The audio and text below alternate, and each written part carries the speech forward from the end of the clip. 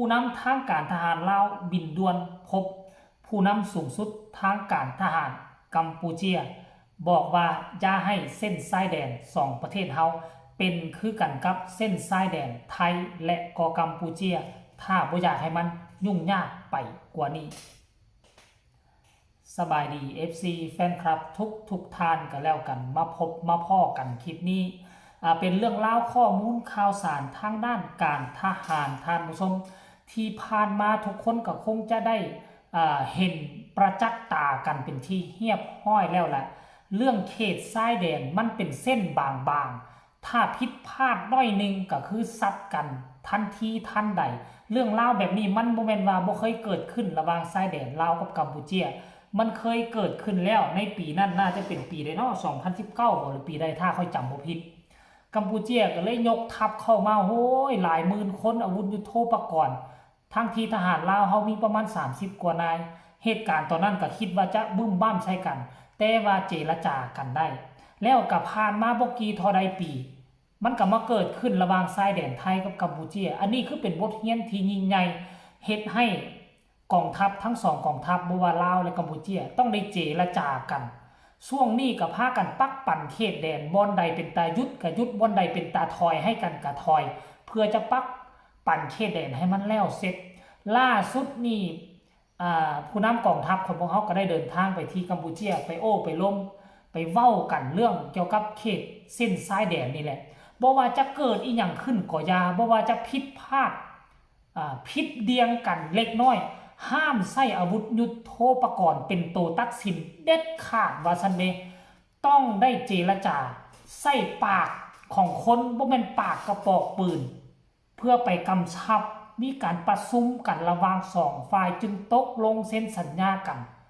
เด็ดเดียวบ่ให้ใช้อาวุธเข้าห้ามหันต้องใช้การเจรจาเป็นหลักเพราะว่าคันถ้าเกิดบุ้มบั้มกันขึ้นมาเฮามีตัวอย่างให้เห็นแล้วลาวไทยกับกัมพูเชียมันเกิดขึ้นมาแล้วบ่ว่าจะฝ่ายใดจะสูญเสียน้อยเสียหลายมันก็เกิดการสูญเสียทหารสูญเสียไปเสียองค์ค่าบาดเจ็บกันหลายคนทรัพย์สินทั้งด้านการทหารพ่อแม่ประชาชนบ่สามารถอยู่กันซ่านบ้านซองของตนเองได้เพื่อสั่งเบรกบ่ให้มันเกิดเหตุการณ์แบบนี้ขึ้นผู้นำทั้งด้านการทหารลาวกับกัมพูเชียก็เลยประชุมกันอย่างเคร่งครัดผลออกมาก็เป็นตาหน้าซื่นชมรายละเอียดให้ทุกคนไปชมภาพคลิปวิดีโอเหล่านี้สากลจากโทรภาพกองทัพไปชมพร้อมๆกันเลยกองประชุมคณะกรรมการหัวมือรักษาความสงบเรียบร้อยตามชายแดนลาวกัมพูเชียลาวครั้งที่ 4 ที่จัดขึ้นในวันที่ 18 พฤษภาคม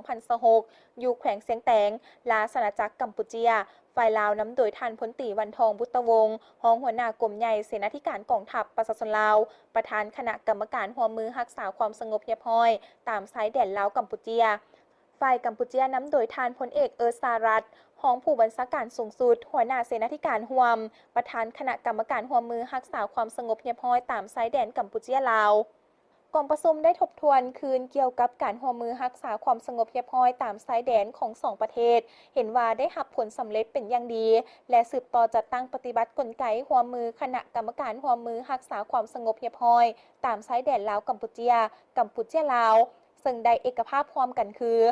ทั้งสองฝ่ายจะสืบต่อจัดตั้งพันขยายการหัวมือในการป้องกันรักษาความสงบความเป็นระเบียบเรียบร้อยตามชายแดนของ2ประเทศให้กลายเป็นชายแดนแห่งสันติภาพมิตรภาพและการหัวมือหลีกเลี่ยงทุกการปะทะกันด้วยอาวุธต้องรักษาให้ได้ความสงบความปลอดภัยตามชายแดนและกองกำลังที่อยู่ตามชายแดนของ2ฝ่ายต้องเป็นเจ้าการหัวมือกับองค์การปกครองท้องถิ่นและเจ้าหน้าที่ที่เกี่ยวข้องของ2ประเทศในการต้านและสกัดกั้นอาชญากรรมข้ามชาติเช่นการก่อการร้ายการฆ่ามนุษย์การค้าขายสิ่งเสพติดการฆ่าอาวุธสงครามการค้าขายวัตถุบูหานการตัดไม้ทำลายป่าการส่อโกงทางด้านโทรคมนาคมสเกมออนไลน์การค้าขายเถื่อนการขุดค้นทรัพยากรธรรมชาติการล่าสัตว์ป่าและการกระทำผิดที่ผิดกฎหมายต่างๆสืบต่อให้กองกำลังป้องกันชายแดนของกองทัพประชาชนลาวและกองกำลังป้องกันชายแดนกองทัพแห่งราชอาณาจักรกัมพูเชียมีการประสานงานและพัวพันเวียกงานที่ดีต่อกันพบปะแลกเปลี่ยนข้อมูลข่าวสารซึ่งกันและกันอย่างเป็นปกติและแก้ไขทุกปัญหาที่เกิดขึ้นอยู่ตามชายแดนโดยสันติวิธี พื่อรายงานขอทิศซี่นำจากขันเทิงของตนให้ทันเวลา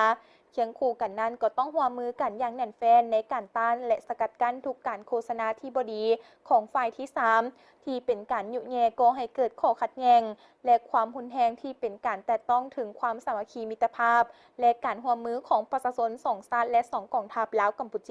ชีลาวสืบต่อเสริมขยายการร่วมมือกับองค์การปกครองท้องถิ่นและเจ้าหน้าที่ที่เกี่ยวข้องเหตุหน้าที่ศึกษาอบรมประชาชนที่อาศัยอยู่ตามชายแดนลาวกัมพู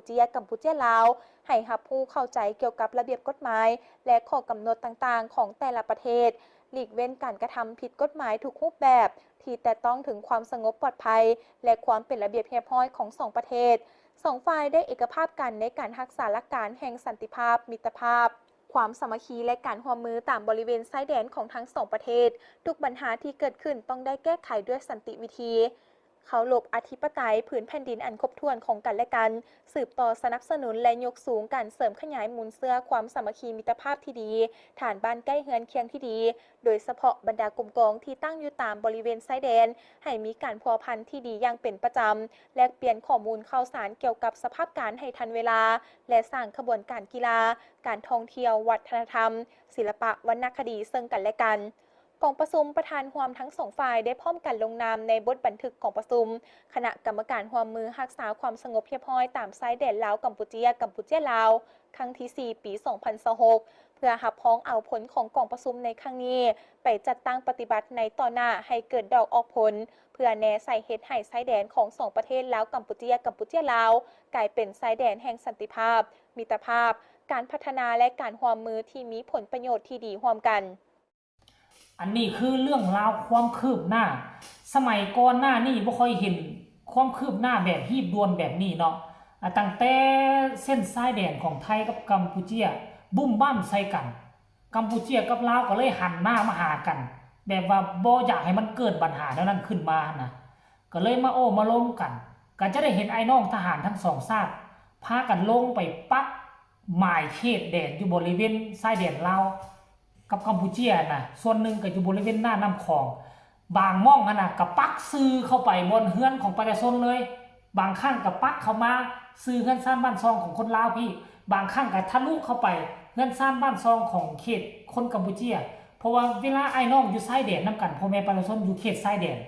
เนาะแม่นอยู่ว่าเขตชายแดนแบ่งกันแต่ว่าบางหมู่บ้านก็เป็นหมู่บ้านเดียวกันและชายแดนมาแบ่งขั้นกันบางทีก็ชายแดนกันเล็งใส่ซื้อของเฮือนประชาชนเลยแต่ค่อยก็เชื่อว่าเขาเจ้าปักหมายแต่เขตชายแดน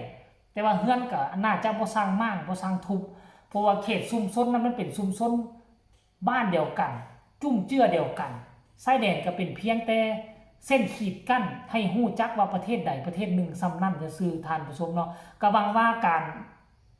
ลงมาประชุมเรื่องชายแดนครั้งนี้ก็ขอให้มันเป็นครั้งสุดท้ายยาสุกอให้เกิดยกทัพมาประชิดชายแดนกันคือที่ผ่านมาก็แล้วกันเนาะลาวกัมพูชาเนาะเฮาก็เป็นเพื่อนมิตรสหายที่ต่อสู้ศัตรูตัวเดียวกันจึงกลายมาเป็น3ชาติอินโดจีนก็อย่าสู้มาห้ามหันกันเรื่องชายแดนกันเลยเนาะก็ขอให้มันเป็นการประชุมครั้งสุดท้ายขอให้เป็นชายแดนมิตรภาพระหว่าง2ชาติก็แล้วกันท่านผู้ชมทุกคนเห็นแล้วก็ฝากกดไลค์กดแชร์ผู้ใดอยากคอมเมนต์มีประกอบคำคิดคำเห็นก็ส่งมาได้ทางใต้คอมเมนต์สำหรับคลิปนี้ลาท่านผู้ชมไปก่อนสบายดี